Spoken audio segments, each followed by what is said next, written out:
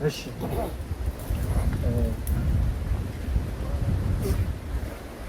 እንግዲህ አሳድሮ አሰንብቶ ላገናኘን ፈጣሪ ክብር ይስፋ። በመጀመሪያ የአማራ ሕዝብ ትግል አብሪ ኮከብ የሆኑት የአማራ ፋኖ ህዝባዊ ድርጅት ምክትል አዛዥና ወታደራዊ አዛዥ የወሎ ጠቅላይ ግዛት እዝ ዋና አዛዥ አባታችን ኮሎኔል ፈንታው ማባን እናመሰግናለን። በመቀጠል የአማራ ፋኖ ህዝባዊ ድርጅት ከፍተኛ እና መካከለኛ አመራሮች፣ የወሎ ጠቅላይ ግዛት እዝ ከፍተኛና መካከለኛ አመራሮች በሙሉ እንዲሁም የወሎ እዝ ሰራዊት በሙሉ በመጨረሻም አራሹ፣ ቀዳሹ፣ ተኳሹና ሰጋጁ የወሎ እዝ አባል የሆነው አባት አርበኛ በሙሉ እንኳን ለትንሳኤ በዓል እና ለዳግማ ትንሳኤ በዓል በሰላም አደረሳችሁ ማለት እወዳለሁ።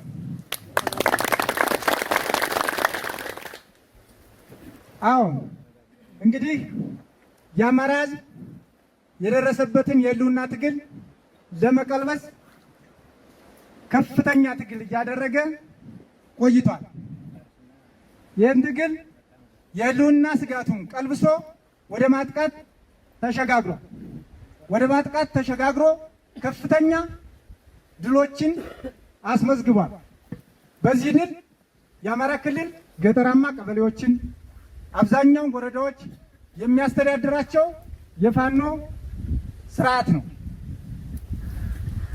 አምባገነኑ ጨፍጫፊው ስርዓት አሁን ላይ በአማራ ክልል ፈራርሶ መንቀሳቀስ የማይችል ሽባና ጣረሞት የሆነ ስርዓት ለማድረግ ችለናል። ይህን ስርዓት ከስሩ ነቅለን ለመጣል በርካታ ስራዎች ይጠበቁብናል። እነዚህንም እያከናወን ነው። አንደኛ በወታደራዊና ፖለቲካዊ አደረጃጀት የበቃ የነቃ በጥራትና በዓላማ በታማኝነት የጸና ወታደራዊ ሰራዊት መገንባት፣ ዓለም አቀፋዊና አገር አቀፋዊ ፖለቲካ ይዘቱንና አሰላለፉን የተረዱ የሚተነትኑና የሚበይኑ የፖለቲካ ሊቃንን ማሳተፍና ማደራጀት እንዲሁም አጠቃላይ ወጥ የሆነ አንድ ድርጅት በመመስረት ሀገርን መረከብ የሚያስችል ወጥ የሆነ ቁመና ያለው አደረጃጀት መስርተን አምባገነኑ ስርዓት ለመገርሰስ ዝግጅት ላይ እንገኛለን። ይህንን ስርዓት ስንገረስስ ታላቁ ሀገራችን የታላቁ ሀገራችን ኃላፊነት በእኛ እጅ መሆኑን እንገነዘባለን። በመሆኑም ይህንን ትልቅ ኃላፊነት ለመወጣት በድርጅታችን ውስጥ ያላችሁም ከድርጅታችን ውጭ ያሉ አደረጃጀቶችንም ሌሎች ይመለከተናል፣ ጉዳዩ ያገባናል የሚሉ አካላትን በሙሉ በማሳተፍ በቅንነትና በታማኝነት ሀገራችንን ከአምባገነን ስርዓት አውጥቶ ዜጎች በእኩልነት የሚኖርባት፣ ፍትህ የሰፈነባት፣ ዲሞክራሲ የተሰራፋባት፣ መልካም አስተዳደር የሞላባት ሀገር እንድትሆን አበክረን እንሰራለን። ሁላችንም ለዚህ እኛ ለምናስበውና ሀገራችን ከኛ ለምንጠብቀው ጉዳይ ኃላፊነታችን ለመወጣት ሁላችንም ዝግጁ ነን። ሁላችንም ይመለከተናል፣ ሁላችንም ያገባናል። በዚህ ጉዳይ ላይ ችላ የሚባል ነገር የለም እና ሁላችንም በዚህ ዝግጁ መሆናችንን መግለጽ እወዳለሁ። በመጨረሻም ይህን ትግል ወደፊት ለማሻገር ሀገራችንን ለመረከብ የሚያስፈልጉን በርካታ ነገሮች አሉና እነዚህን አበክረን መስራት ይጠበቅብናል። አንደኛው በመርህ፣ በእሴት፣ በማታገያ ሰነድና በዓላማ የሚመራ ወጥ የሆነ ድርጅት ያስፈልጋል ማለት ነው። ይህን ድርጅት ተመስርቶ የአማራ ፋኖ ህዝባዊ ድርጅት አፋሕድ ይባላል። በዚህ ድርጅት ውስጥ በርካታ ስራዎች እየተሰሩ ነው። አሳታፊ ናቸው። ሁሉም አቀፍ የሆኑ ሁሉንም አካታች የሆኑ ለማንም ክፍት የሆነ በግልጽ የሚታመንበት ሁሉ ነገሩን በሚዲያ ለህዝብ የሚገልጽ ስራዎች አሉ። ፖለቲካዊ ስራዎች ናቸው፣ ወታደራዊ ስራዎች ናቸው። በእነዚህ ስራዎች ላይ ሁሉም ኢትዮጵያውያን የአማራ ትግል ያገባኛል፣ ይመለከተኛል በሚል አገር ውጭም ከሀገር ውስጥም ያለ በሙሉ እንዲሳተፍበት ጥሪያችን እናስተላልፋለን። በመጨረሻ ማስተላለፍ የምፈልገው መልእክት ከዚህ በኋላ እኛ የምንድነው አንድ ሆነን በመቆም በመደጋገፍ በመረዳዳት ጠንካራ ክንዳችን ሁላችንም ዋና ጥላታችን ላይ በማሳረፍ መሆኑ ይታወቃል። ስለዚህ ማንኛውም የፋኖ አደረጃጀት በየትኛውም አካባቢ ያላችሁ ወንድሞቻችን የሚከፈለው መስዋዕትነት ከባድ ነው። የምናደርገው ትግል መራር ነው።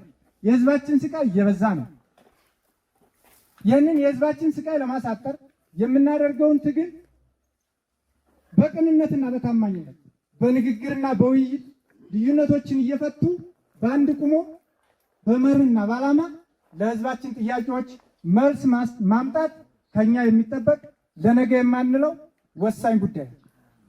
ስለዚህ እዚህ ጉዳይ ላይ ሁላችንም ልዩነታችን ወደ ጎን በመተው መነቃቀፉን ትተን መተባበሩን፣ መካሰሱን ትተን መደጋገፉን ወደፊት እንድናስቀድም ጥሪያችን እናስተላልፋለን።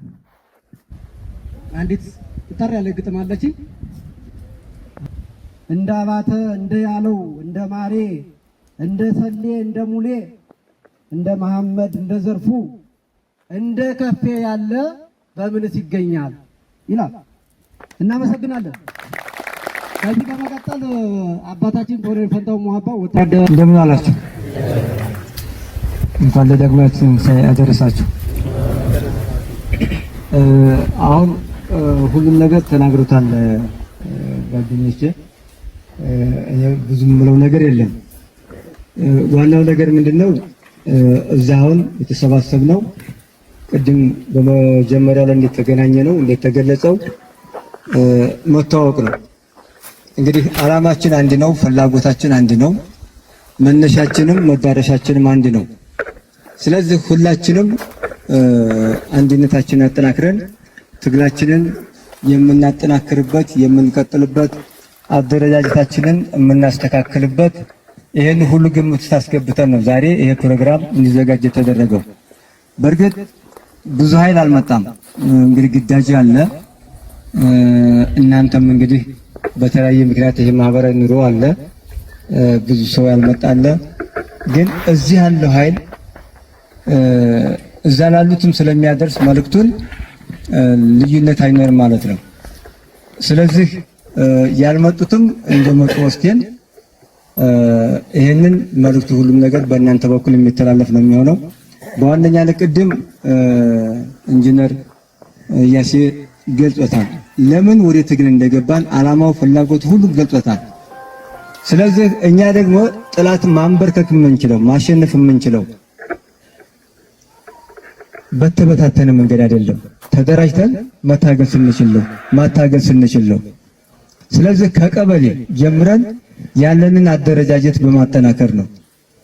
ስለዚህ እንኳን ይሄን ያህል የሰው ኃይል እያለ የተኩስ ኃይል እያለ አንድ ሰውም ቢሆን ወይም አንድ ግለሰብም ቢሆን አማራን ነፃ ለማውጣት የሚያሳድረው መልካም ተጽዕኖ ከፍተኛ ነው። ስለዚህ አሁን በተለይ ይሄን ኃይል የአማራ ፋኖ ህዝባዊ ድርጅትን ለማጥፋት በመንግስት በኩልም አለ፣ በሌላ በኩል አደረጃጀትም ያለ ኃይልም አለ።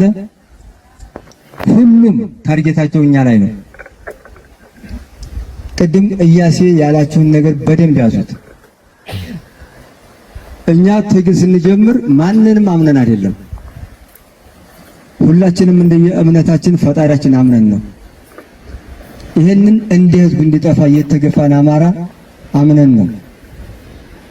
የተሰዉትን የቆሰሉትን አደራ አምነን ነው። ዓላማችንን አምነን ነው። እውነትን ሐቅን አምነን ነው። ከዚህ ውጭ እኛን ማንም የሚያጦዝን የለም። እንደፈለገ የሚያሽከረክረን ማንም ኃይልም የለም። አሁን ትግሉ በእውነትና በውሸት መሃል የሚደረግ ትግል ነው። በእውነትና በውሸት በሀብታምና በድሃ የሚደረግ ትግል ነው። ስለዚህ እኛ ደግሞ እውነተኞች እኛ ነን። እኛ የማንም ቅጥረኞች አይደለንም። የማንም የተልእኮ ጦርነት አድራጊዎችም አይደለንም። ይህንን በደንብ ማወቅ ነው። ምናልባት ሚዲያ የምትከታተሉም ከሆነ በሚዲያም ብዙ ነገር ታገኛላችሁ። እውነት ያለው የት ጋ ነው፣ እውነት የሌለው የት ጋ ነው የሚለውን ነገር በሚገባ መለየት አለባችሁ። ይህንን ማድረግ ከቻል ጠላት ማን እንደሆነ ወገን ማን እንደሆነ መለየት እንችላለን። ለምንስ እንደምንዋጋ መለየት እንችላለን። ካሁን በኋላ ሁላችንም እዚህ ይሄን ዛሬ እንደዚህ ይሄን ፕሮግራም ስናዘጋጅ ዝም ብለን አይደለም። መከላከያ ይምጣ፣ ማንም ይምጣ፣ እኛን አጠፋለሁ የሚል ኃይል ይምጣ፣ ማንኛውንም ኃይለኛ እንዋጋለን። እዚህ ማንም ስለፈከረም አይደለም ሙያ በልብ ነው። ስለዚህ በቆላውም አካባቢ ያላችሁ፣ በደጋውም አካባቢ ያላችሁ የአካባቢያችሁን መጠበቅ አለባችሁ፣ መደራጀት አለባችሁ። ይሄ ማታ ማታ እየመጣ ፋኖን ምናምን ያለ ትጥቅ የሚያራግፍንም በለው ዝም ብለን። ፋኖ ጨለማ ለብስ አይመጣም። ፋኖ ጭንብል ለብስ አይመጣም። ሌባ ነው። በስመ ፋኖ እያማሃኘ ወይም ደግሞ ግል የሚባል ሰው ልኮኝ ነው እያለ